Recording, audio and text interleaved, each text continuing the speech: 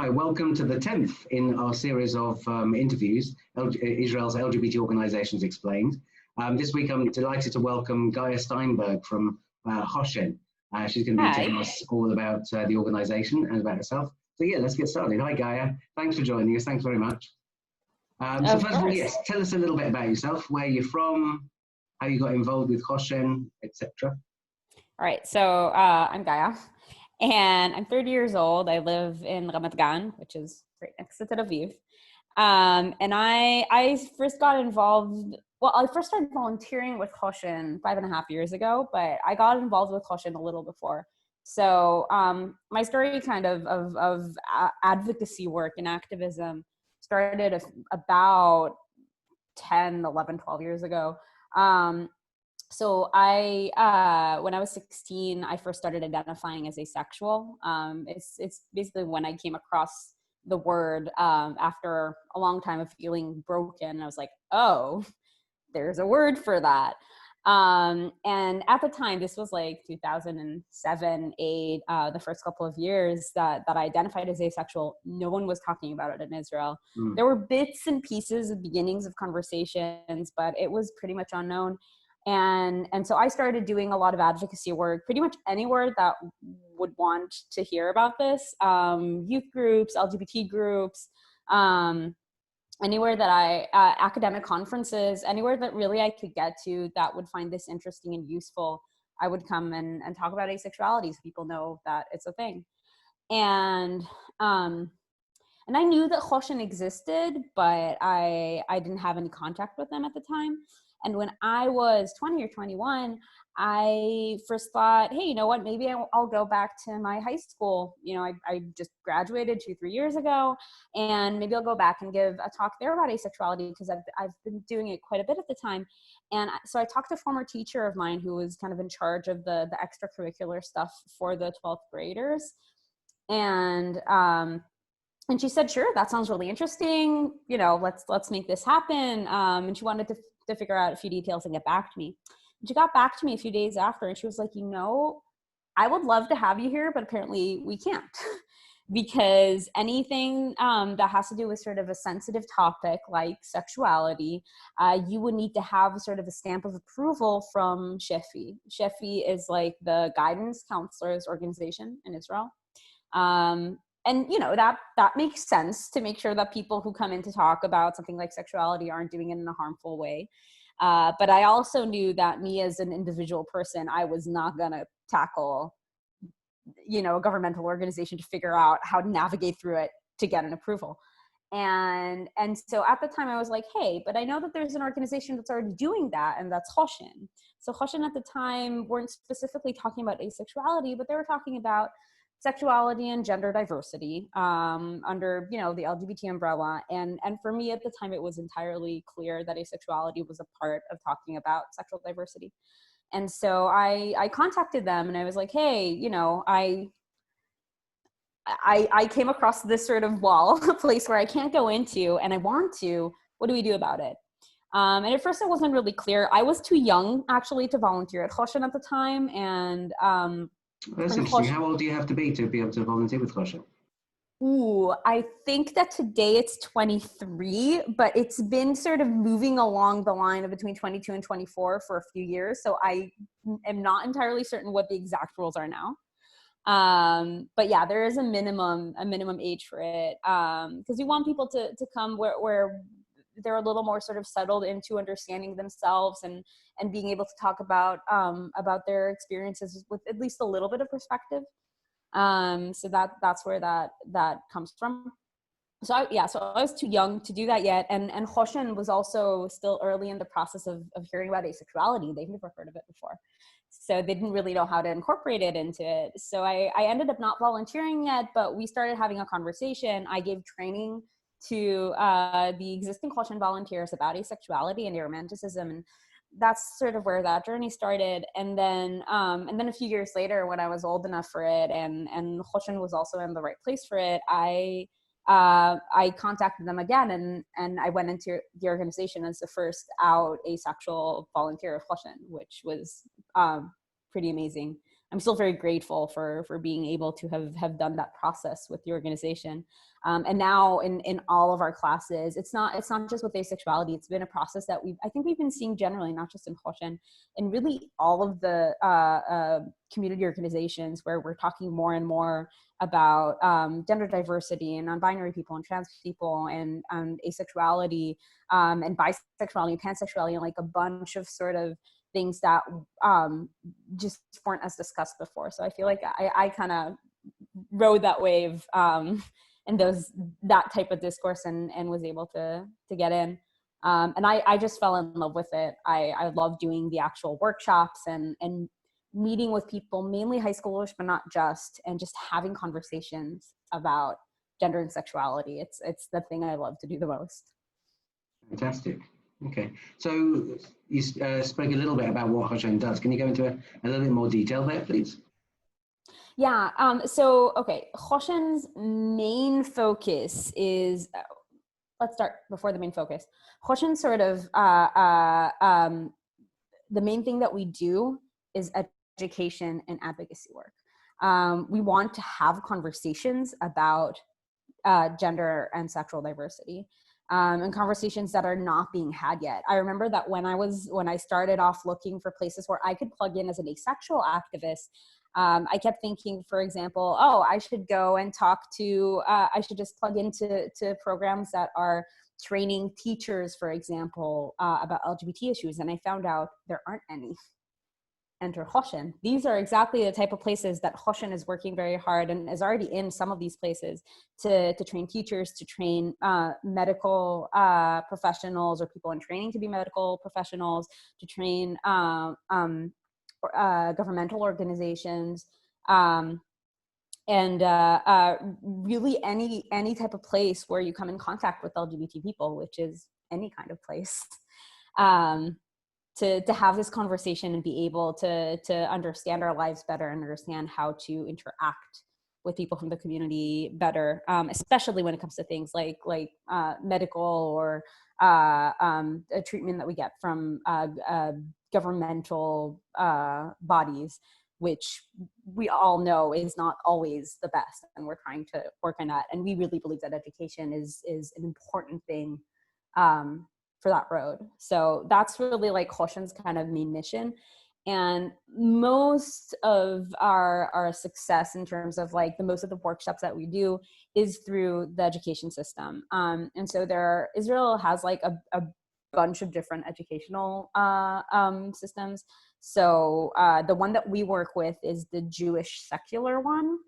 And then there's also like the Jewish religious one and the Jewish Haredi one, like the Jewish ultra Orthodox one, and the Arab educational system, and they're all slightly different, and they have they're just different schools that fit under them. So we only work with the secular Jewish schools. I will say that there are other organizations that are sort of fitting into the other ones. So there is Shoval, for example, and Shoval is kind of like the education organization specifically for the religious Jewish community, and they're doing amazing work. I'm not sure, but I don't think that they actually go into classes and talk to high schoolers. I think they mainly train and have discussions with the faculty and other places that would talk to them within their own communities. And I don't think there's something with the Haredi community, but I might be mistaken. And I know that there are a bunch of, or at least one or a beginning of Arab LGBT organizations, but I am sadly not very knowledgeable about that, so I won't talk about what I don't know. So just to give sort of an overview of where we are socially and what we're talking about. And so within the Jewish secular community is mainly where we do our work. And within the education system, we also speak to the faculty a lot, and mainly we talk to the kids themselves. Like we would go in, for example, we might meet with the faculty one day, and then a week later we'd come in a bunch of different workshop facilitators and go into 10 classes, 15 classes over 2 or 3 days. Mostly 16, 17, 18-year-olders, although as years go by, we're starting to meet younger and younger teenagers, like 13, 14 years old, because teenagers are starting to talk about these things, starting to explore these things at a younger age. So we're really pushing to be able to talk to them as soon as possible. And we hear it from the teenagers as well. A lot of times when I go into like 12th graders who are 17, 18, they say like, we needed this workshop 4 years ago. So it's something that we hear a lot.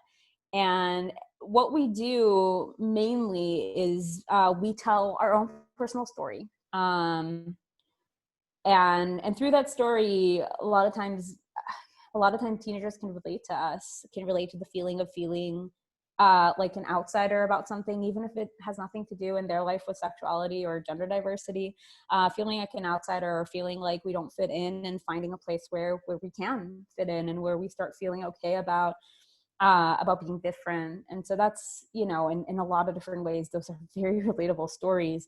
And so instead of suddenly being gay or being bi or being anything under the LGBT umbrella, instead of it being something that's far away that they can tease, that has nothing to do with their life, suddenly there's someone standing in front of them and vulnerably telling their story. And there's something that just makes it from just a title, a term, into a person.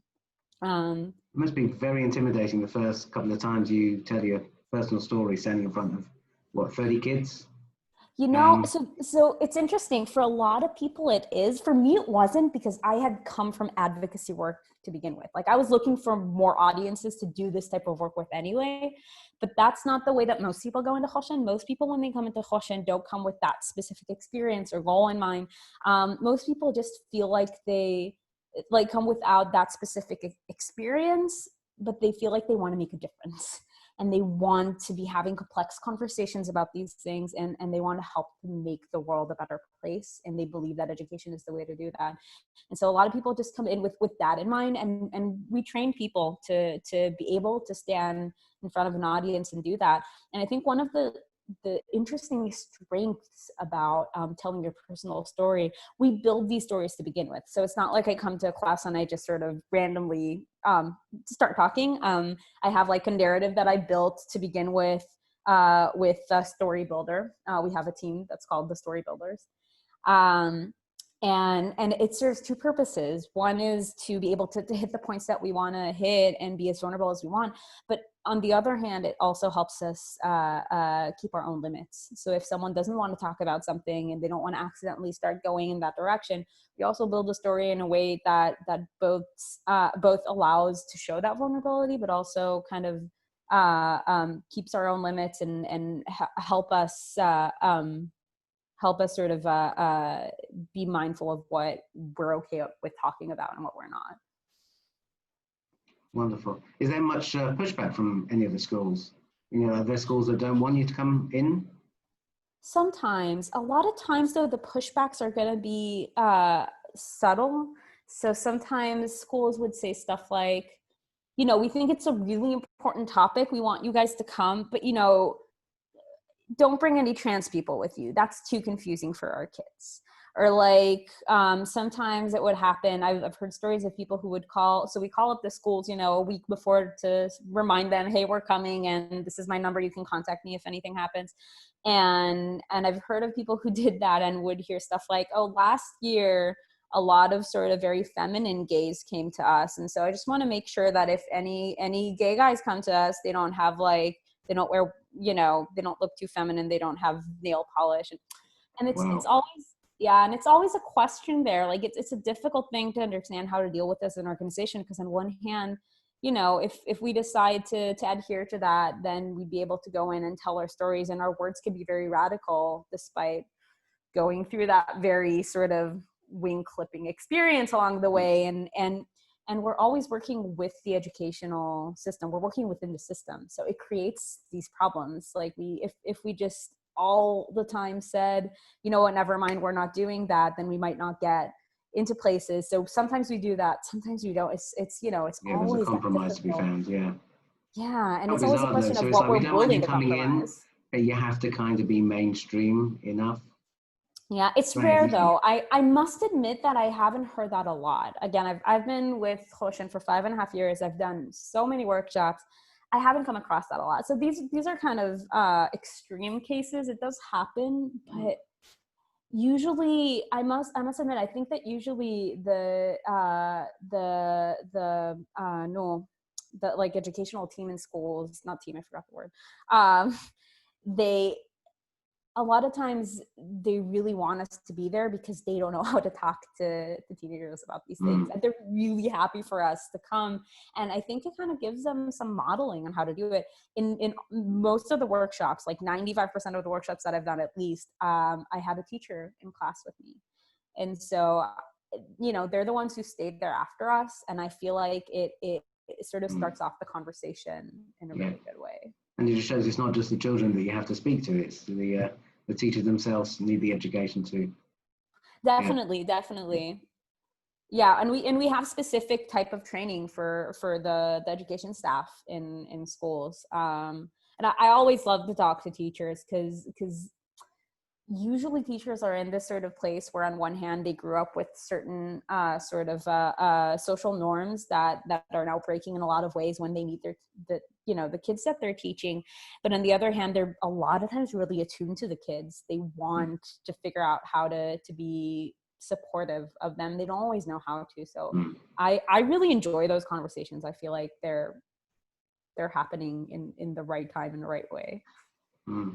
That's amazing. I mean, I can tell you from my own personal experience. I grew up in the UK. I was in high school.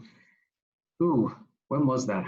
The late 80s. Wowzers. I was going to say the 90s, but that's completely wrong. And that's a long time ago now. But back in those days, there was a law called Section 28 that literally prohibited school teachers from discussing anything LGBT. Had I gone up to a teacher and explained that I was feeling different, or asked about anything about same-sex attraction or a crush that I had or anything like that, they literally would have had to tell me, I'm sorry, I can't discuss that with you. So it's so heartwarming to see that things have changed so much. Thankfully, things have changed in the UK as well, but disturbingly recently it was. So here until like 1988, I don't remember if it's 87, I think it's 88. It was illegal at least for men to have sex with men. It was very specifically that. So we've come a long way since the 80s. Thankfully. Fantastic. Good stuff. And so you mentioned that it's not just schools you go to, there are businesses that you talk to as well, or definitely. So we try to really go into anywhere that would allow us to. We've had a bunch of talks at workplaces, especially if we could get to HR people, especially because there's such a discrimination towards the trans community. So that's one thing that I know I haven't gotten to do these workshops yet, but I'm excited to hopefully do that soon. As I've seen so many of my trans friends have such difficulty in finding positions and finding a workplace. So that's one thing that we do, but there are also other organizations that are kind of talking about these things. And sometimes we do sort of collaborations with them. And especially when it comes to working, for example, with the health, not organization, like the Ministry of Health. So we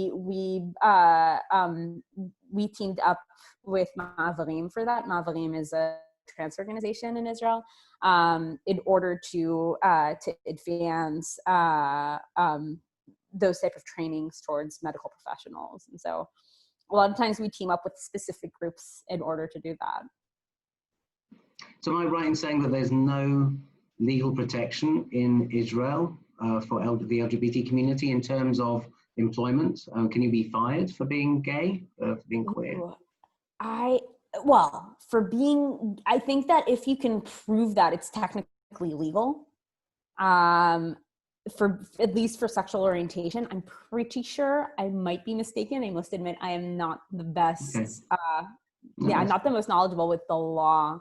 But discrimination happens a lot of times without being able to prove it. So it just comes into not getting that sort of that call back after the first interview, and you can prove nothing, but but I don't remember how legal or not that is. Okay. It's like we were just talking before. There's we're doing this on the night. This is the 51st anniversary of the Stonewall riots, if I'm not much mistaken. And so there's currently a bunch of protest rallies taking place across that's Israel. Literally today. Literally happening right now. I just saw Facebook pop up, and Tel Aviv went live. Jerusalem, Haifa, and Beersheba all have rallies today. So we decided to not go to do this interview. But yeah, so there's still places to go. I always think in terms of the LGBT community, Israel is a good place to live. It's a safe place to live. There's no street attacks or that kind of thing, street violence, that kind of thing. There's so much. I wouldn't say that. I think Israel is a unique place to live, and the reason I'm saying this is because I think Tel Aviv is safer. But even in Tel Aviv, like I've had, most of my friends have been harassed, and I've been harassed on the street, holding my girlfriend's hand before. Really? Okay. Yeah, so I think it happens less often than in other areas of Israel, which it happens in much more often. But it definitely still happens, and we just had I don't know if you guys know this, you probably do, but in 2009, when there was the attack at the Bar Noir, which is a gay youth club with teenagers, where someone just went in and started shooting, and two people got killed in that attack, and one of the injured survivors, Hanan Gil, had just committed suicide the other week, and so when did that happened in 2009.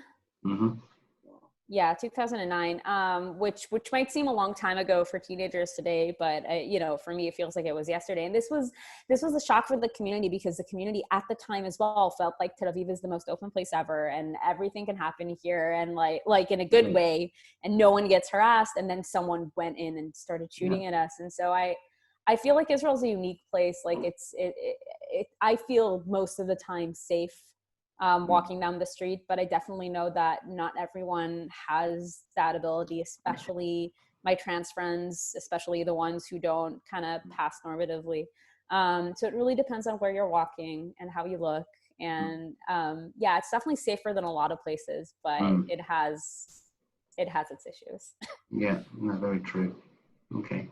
So the rally tonight, I think they're talking about focusing on the inequalities that we have. So I think there's differences in discrimination in adoption laws, surrogacy laws, the protection we mentioned, legal protection at work, and which is a biggie, really.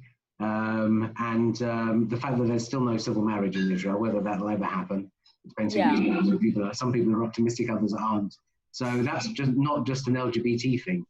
A straight couple cannot marry legally in Israel if they are different religions, or if their religion isn't recognized here. There is no civil marriage, which is just bizarre. And again, there are a lot of other issues as well that I've been hearing a lot of people bring up that are not being talked in these type of rallies as well, especially things that have to do with trans health and trans safety. And so I just want to bring that up as well, because I think that's one of the things that's really near and dear to my heart. And one of the ways that I, in a way, deal with these type of inequalities, I'm not someone who loves going to protests. I hate huge crowds, even when there isn't a virus. So one of my ways of dealing with this really is joining an organization like Hoshen and going and talking to people, because I really believe that that if we start talking about this with more and more people and have these difficult conversations, then we're going to see society slowly changing. So I feel like, in a way, I'm doing this sort of backstage work that's very tedious, and you don't see a change like that. But I really believe that that's part of creating a society in which we're going to get more and more equality happening. Yeah, and a lot more tolerance, hopefully, as well. Yeah. Can I ask a question? Of course, Peter. Because I know you have your list of questions, but I don't know when we're allowed to come in. Go for it. Okay. I tell you what, Gaia, I know I'm going to ask you the question, which I hate straight people asking me, right? And the question is, it's kind of interesting for me. When did you realize you were asexual? Because it's obvious, we recognize when we're straight or when we're gay or when we're bi by the people we're attracted to. But when do you know that you're asexual? I hope that's not a rude question. No, asexuality can be tricky with that. And I've heard this from a lot of asexual people that they've been questioning it for a very long time, because it is difficult to sort of notice that you're not experiencing something that most people are, rather than experiencing something differently. And so, that's something that I feel like a lot of asexual people sort of carry that question with them for a long time. And for me, I think it came because the way that I was able to sort of distinguish it and understand it is because for me, sexuality and romanticism is separate. And a lot of people in the asexual community talk about it this way. So there's sexuality, who you're sexually attracted to, who you might want to have sex with, who turns you on. And then there's romantically attracted, which is who you fall in love with, who makes you get butterflies. And you can be asexual and aromantic. Some people are. I personally am not. And so romantically, I identify as biromantic or panromantic. So I can fall in love with people of any sex or gender. But I don't have sexual attraction sort of related to that experience. And so when I was younger, I actually thought that I was bisexual, because I could fall in love with people of any gender. And that was very clear to me. But then when I, for example, had a first boyfriend and things just didn't really happen to me sexually, I'm like, okay, so I had this sort of emotional experience, but nothing is really happening sexually. And then when I had a conversation with a friend about sexuality, and they were sort of explaining certain situations in which they really felt sexual attraction. And I'm like, I don't think I've ever had that experience. Like, I think something with me is wrong. And I was lucky enough that they knew to tell me at the time, nothing with you is wrong. There's such a thing. It's called asexuality. And thank goodness they knew that it was a thing. So for me, it just clicked to my experience of realizing that I was already feeling a little different to what I guess other people were feeling. And also, I think when you talk about romanticism and asexuality, you could argue that all long-term relationships eventually fall into asexuality. Because if you've been in a relationship for a long time, I would say 99% of people stop having sex at a certain amount of time, but they're still in love. Well, but the thing is, a lot of times, even if people stop having sex or having sex as frequently, they still might find each other sexually attractive. So there's a difference here between sort of sexual behavior, how much we have sex, if we have sex, what kind of sex we have, and then sexual attraction, which is, am I even sexually attracted to someone? Does someone turn me on?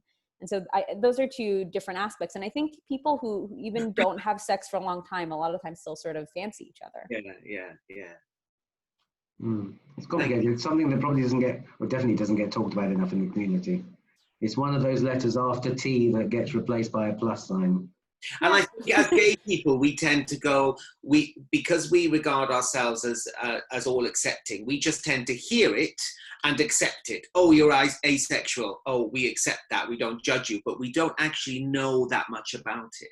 Oh, and it also wasn't that case a very long time. I feel like it's a quite new phenomenon that the LGBT community generally has been accepting of asexuality. And I'm saying this as someone who's worked very hard to get to that point. So I'm really happy that a lot of people's experience now is just, oh, okay, this is a thing I might not know a lot about, but I'm accepting of it, because I got quite horrible responses from the community at first. So I feel like I kind of had to do the education within the community first to be allowed into the educational organization to do that education outside. So I feel like it's a full circle with that. Wow. Fantastic. Cool. I'm trying to think what else I wanted to ask you. We talked about Hoshen. Just one thing I wanted to mention. I understand that Hoshen works with the. So firstly, Hoshen was started as part of the Aguda, and then moved to part. What do you say? 16 or so years ago. Yeah. In 2004, 16 years ago, okay. Hoshen registered as its own nonprofit organization. Excellent. But there's still a little bit work done together. I understand that the Aguda has a project called Gaia Steinberg. Forgot the name for a second. So Pride in the Living Room. Right, exactly. How that would translate. And so, and that's all about going into people's homes, talking about the LGBT community to people who are interested, not just the LGBT community, but the mainstream population, if you like. And so Hoshen's a bit involved with that as well, helping. Yeah, definitely. So these are really workshops that are kind of open to the general audience, anyone who wants to come in. And Hoshen teams up again with different organizations for these kind of things. So Hoshen teamed up here with the Aguda to help with this project, mainly with the content that's in it. Because again, this is what we specialize in, doing this type of advocacy work, and sort of training the speakers. And also a lot of the workshop facilitators for this came from Hoshen. I did such a workshop about 2 years ago. And really how it went is that they invited people who wanted to host an event to sort of sign up. And then the general audience of people could sign up to different events that are close to where they live. And so I would come in, and there was just, inside someone's personal home, they had their living room set up with a bunch of chairs, and like 25 people came. Wow. And I would tell it's similar to schools. I would tell my story and we'd have a discussion. Obviously it would look a little different than the type of conversations that I'd have in schools, and especially the amount of patience that they have for sitting on their ass without, having a teacher look at them and say that they have to. So it's a different type of feeling and also environment. Many more years to have built up prejudice potentially as well. Yes, but also wisdom. So it's, in like the content is sometimes a little similar, but obviously a different environment. Okay. So if anyone wants to get involved with Hoshen and wants to go into schools and talk about their story, what's the training process? You said you ran the training for a while. So how long does that take? I didn't run the training, but I gave training to existing existing workshop facilitators. So I'll start off by saying, I don't know if generally people who listen to this only speak English or English in another language that isn't Hebrew, but I was just trying to think if there is a possibility to actually be a part of Hoshen and not speak Hebrew, and I think that there isn't. Okay. So if people want to join us and do this type of advocacy work, it's just another motivator to get Hebrew under your belt. So the way that the process works today is there's like a sign up sheet on our website that you can sign up there, and then we invite people in for interviews. You want to make sure that people can speak fluently about their experience, meet the person. Not everyone is fit to doing advocacy work, so we want to see who wants to join us. And then from that, there's like a training course that goes, I think it goes throughout a weekend right now. In which we sort of talk exactly about these type of things, what it means to go into a class and have these discussions, gaining more knowledge about the community. Sometimes people really know their sort of, I knew the asexual community very well, but I didn't always know all of the other communities. So it gives people an opportunity to get more knowledgeable about our history and about broader areas of the community. Because when we kind of go to do workshops, we're sort of putting ourselves there under that hat of we're part of Hoshen, the education and organization of the LGBT community in Israel. And that's, I always feel immense responsibility when I go to give a workshop under Hoshen's name, because I'm not only representing myself. Like I am representing myself in my story, but I'm also representing the community. So I always try as much as I can to be as knowledgeable as I can and as humble as I can about what I know and what I don't. So a lot of the training really has to do with that, with getting to know what we're doing and how to do it. And then you start like going, you come to just view a workshop to see how it's done. And then you go into the story building process. So I'm also part of that like committee. I'm part of the story builders. And so you meet with someone one-on-one and you kind of build your narrative out of your own life experiences of what you want to say and what you don't want to say and how to do that. And then you start going in and doing it. Can I just ask you, you were talking about earlier, you were talking about the mechanics of the workshop, and you said you have the story builders and you have people kind of protecting each other if you start going down a track towards a limit that you might not want to talk about. Can you explain a bit more what you mean by that? Yeah, so For example, I'll give an example from someone I know who, during the process of building their story, they decided they really just didn't want to talk about their parents. Not because it's a huge, horrible story that they never, ever want to touch. They just didn't feel like it was part of their story. So they were fine if people asked about it, because a lot of times people are curious, but they didn't really feel like that was a part of their own journey. They were just people who were there and that they had to deal with, rather than something really meaningful to their own self. And so that was a question of like, do I put it in or do I not? Does it like bum me out to put it in because I don't feel like they were a part of my journey? And and for other people, this might be an actual sort of traumatic relationship that had a lot of difficulties, and maybe they just don't want to touch that.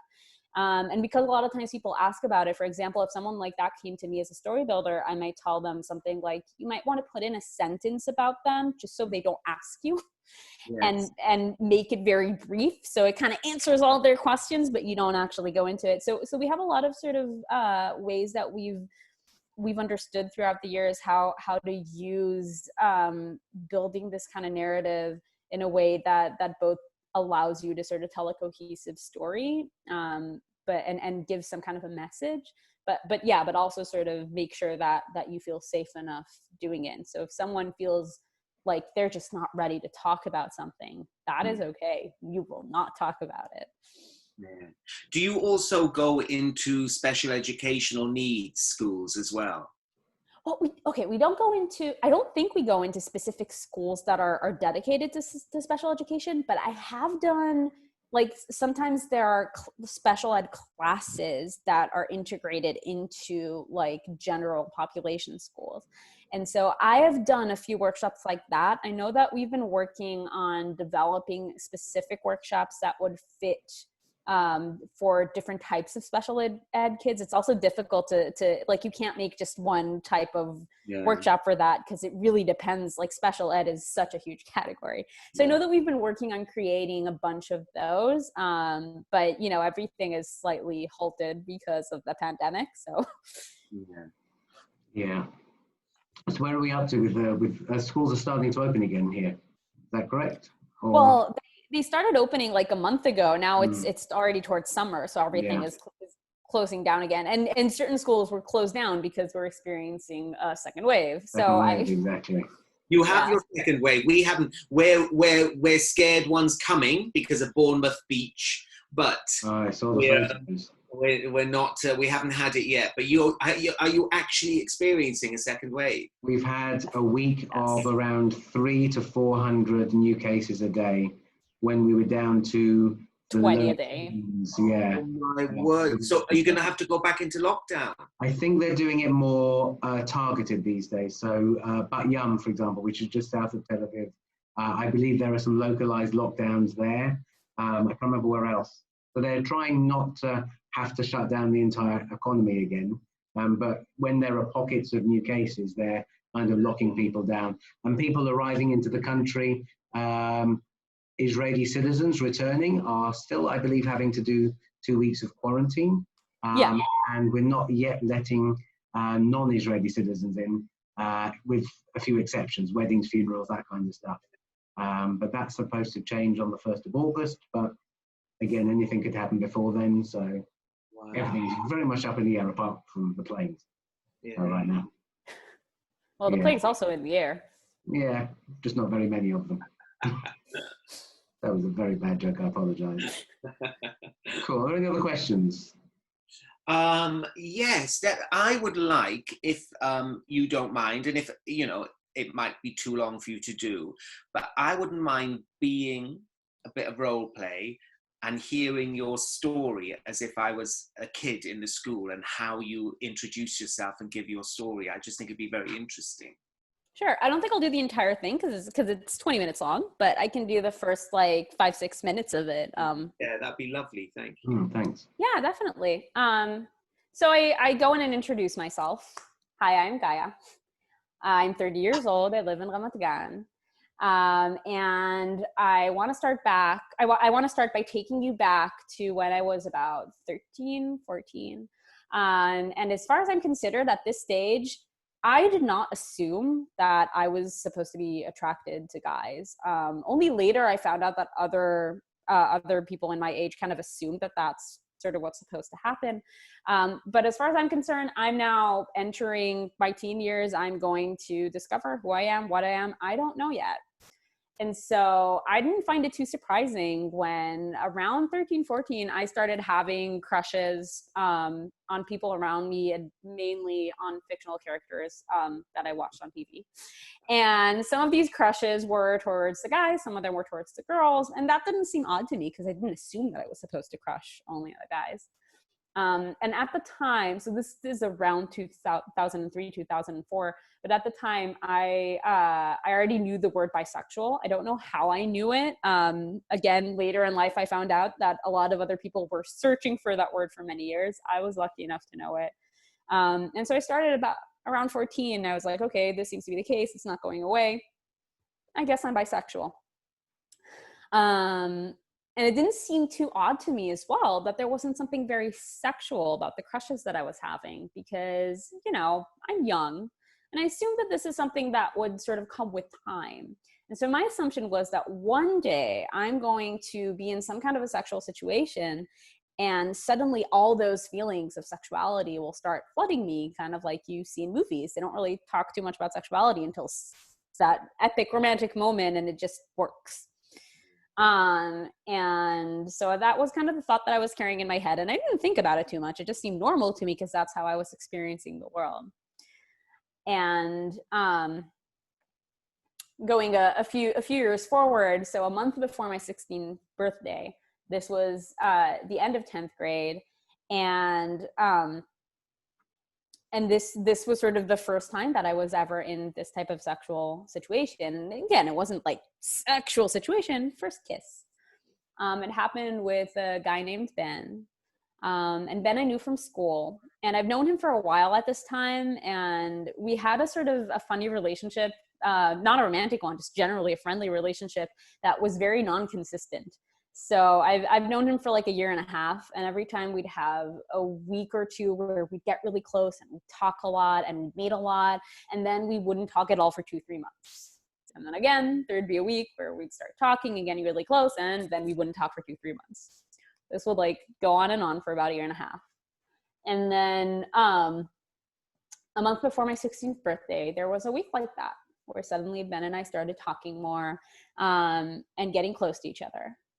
But something this time felt a little different. There was something much more physical in that type of getting close to each other. Like literally we would sit a little closer to each other. We would hug for a little longer. There was like something there, some physicality that just didn't happen the past times that we got close. And at the time I was really bothered by the fact that I'd never had my first kiss yet. Cause I felt kind of like a child, like, I'm almost 16 and I haven't done it yet. And I started thinking like, maybe I should just, you know, do it with someone random and get it over with. But I didn't want to do it with someone random. I wanted to have meaning. And I also mocked myself for that. Like, when you want to have meaning, it's just your first kiss. It means nothing. So all of these things were kind of going together, running around in my head. And then there was that week where Ben and I started getting closer, and there was something physical there. And I started thinking, okay, I wonder if something might happen with him. Like, this would be a great opportunity, because I do feel really close to Ben every time that there's a week where we get really close. So even though he's not a consistent person in my life, he is someone I feel very close with, that I could share a lot with. So it wouldn't be meaningless, which is something that at the time felt very important to me. And I tried not to think about it too much. I put it in the back of my head, and it came in, like, I thought about it for a glimpse, put it in the back of my head and tried to move on. And then suddenly there was this afternoon during that week where I was at Ben's in his room, and we start hugging and we start sort of cuddling on his bed. And for me, it felt like this perfect situation, like this guy who I really feel close with, and that type of sort of cuddling and caressing just felt really great for me. I was having a great time. And kind of like in the movies, like second after second, I feel our lips getting closer, and I'm thinking to myself, oh my God, this epic moment is going to happen. And I got really excited for it. And then he kissed me.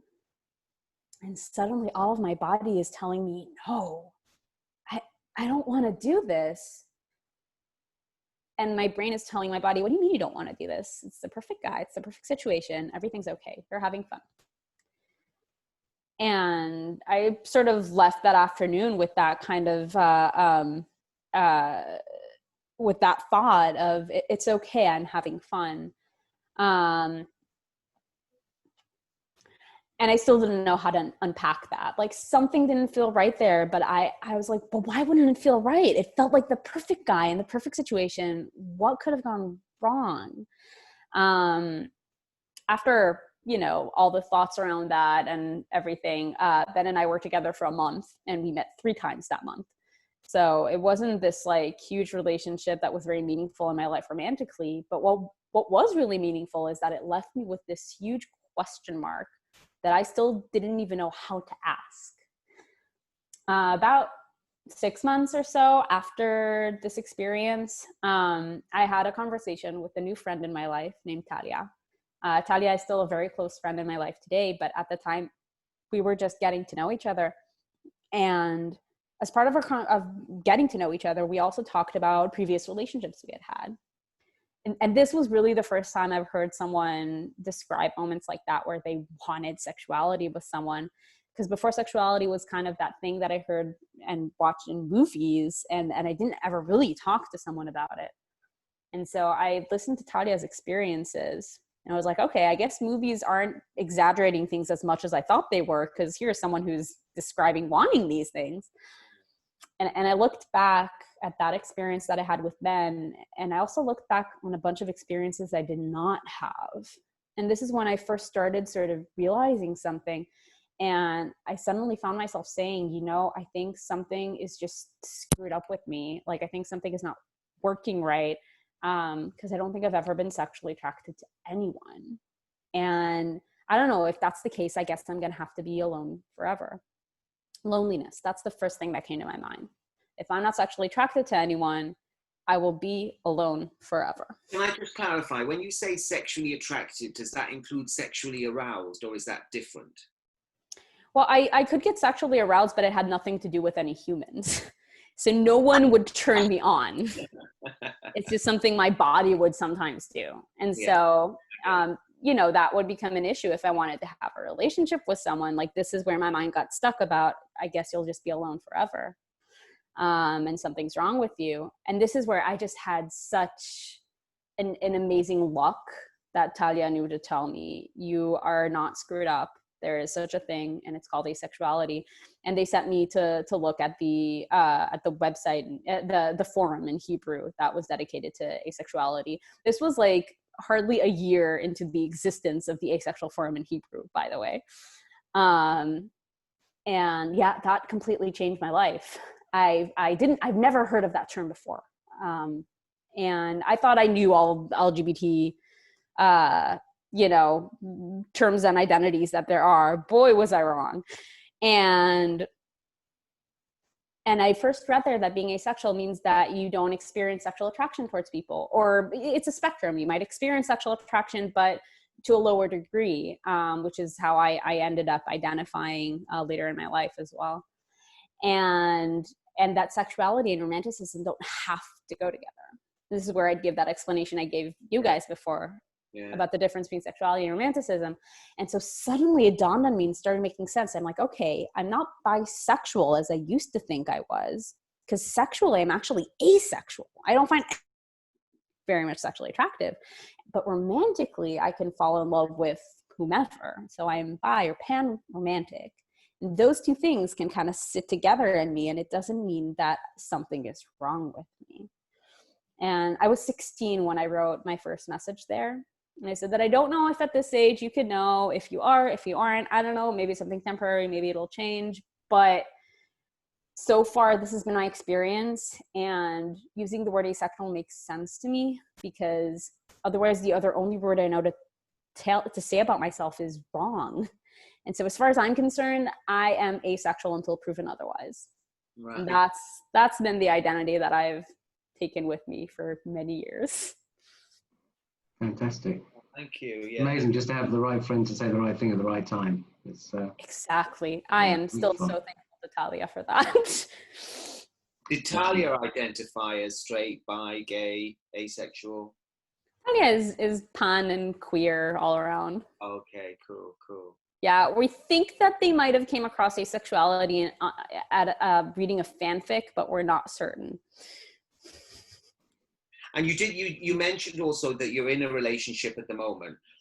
I mean, your relationship aside, I'll just ask generally, with asexual people, would you say you look for another asexual person for a relationship, or can you have a relationship with someone who's not asexual as long as they respect the fact that you are?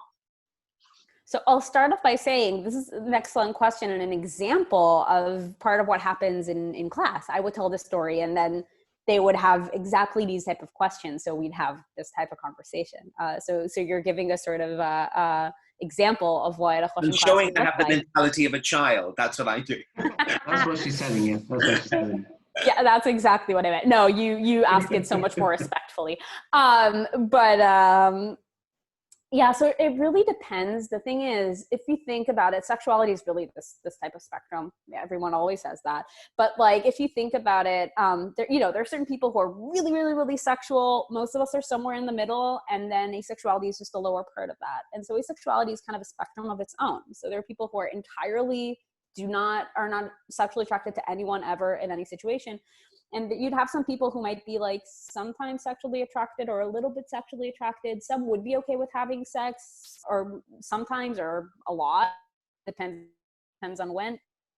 Asexual people would not be okay with anything sexual at all. So it really depends on who's the person.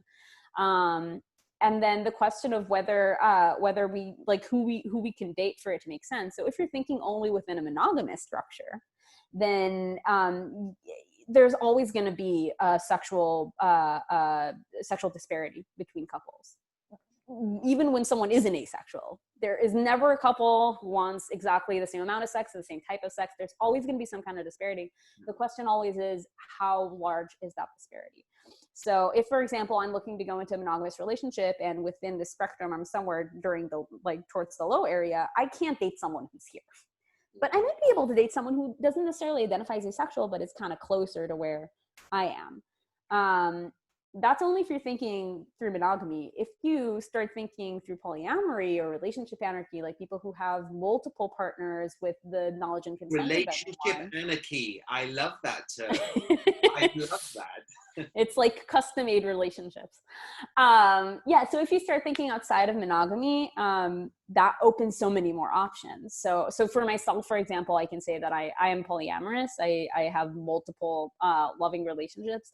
And this is one of the things that can allow me to have partners who I have a close, intimate relationship with. And they might be here. They might be very, very, very sexual. And they might also specifically want to express that sexuality within a romantic relationship, and they can still do that, just not necessarily with me.